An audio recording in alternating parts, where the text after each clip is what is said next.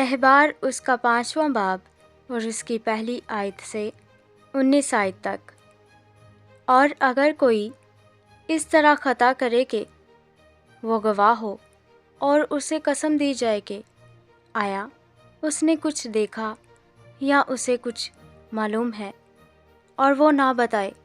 تو اس کا گناہ اسی کے سر لگے گا۔ یا اگر کوئی شخص کسی ناپاک چیز کو چھو لے، خواہ وہ ناپاک جانور یا ناپاک چوپائے یا ناپاک رینگنے والے جاندار کی لاش ہو، تو چاہے اسے معلوم بھی نہ ہو کہ وہ ناپاک ہو گیا ہے تو بھی وہ مجرم ٹھہرے گا۔ یا اگر وہ انسان کی ان نجاستوں میں سے جن سے وہ نجس ہو جاتا ہے کسی نجاست کو چھو لے اور اسے معلوم نہ ہو تو وہ اس وقت مجرم ٹھہرے گا جب اسے معلوم ہو جائے گا۔ یا اگر کوئی بغیر سوچے اپنی زبان سے برائی یا بھلائی کرنے کی قسم کھا لے تو قسم کھا کر وہ آدمی چاہے کیسی ہی بات بغیر سوچے کہہ دے، بشرطیٰ کہ اسے معلوم نہ ہو، تو ایسی بات میں مجرم اس وقت ٹھہرے گا جب اسے معلوم ہو جائے گا۔ اور جب وہ ان باتوں میں سے کسی میں مجرم ہو تو جس امر میں اس سے خطا ہوئی ہے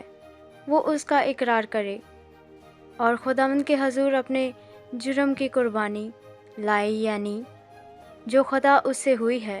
اس کے لیے ریوڑ میں سے ایک مادہ یعنی ایک بھیڑ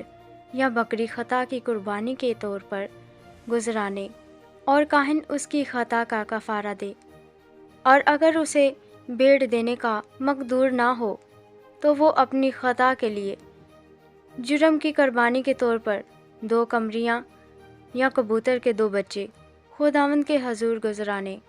ایک خطا کی قربانی کے لیے اور دوسرا سوگتنی قربانی کے لیے۔ وہ انہیں کاہن کے پاس لے آئے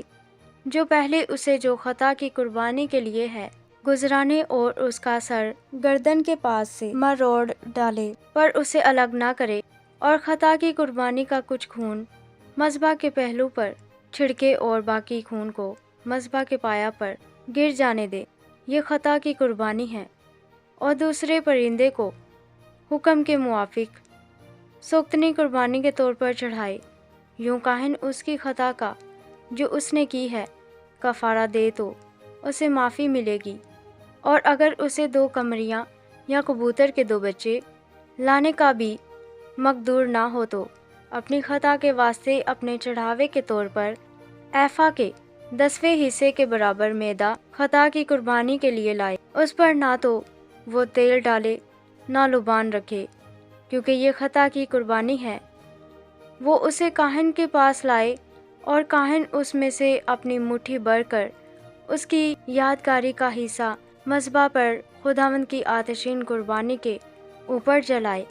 یہ خطا کی قربانی ہے۔ یوں کاہن اس کے لیے ان باتوں میں سے جس کسی میں اس سے خطا ہوئی ہے اس خطا کا کفارہ دے تو اسے معافی ملے گی، اور جو کچھ باقی رہ جائے گا وہ نذر کی قربانی کی طرح کاہن کا ہوگا۔ اور خداوند نے موسیٰ سے کہا کہ اگر خداوند کی پاک چیزوں میں کسی سے تقصیر ہو اور وہ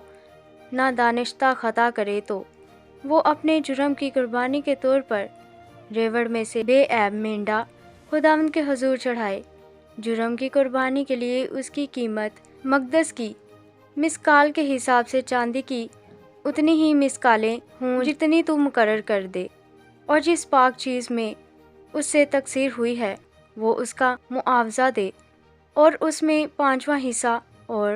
بڑھا کر اسے کاہن کے حوالہ کرے۔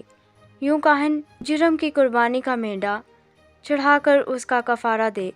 تو اسے معافی ملے گی۔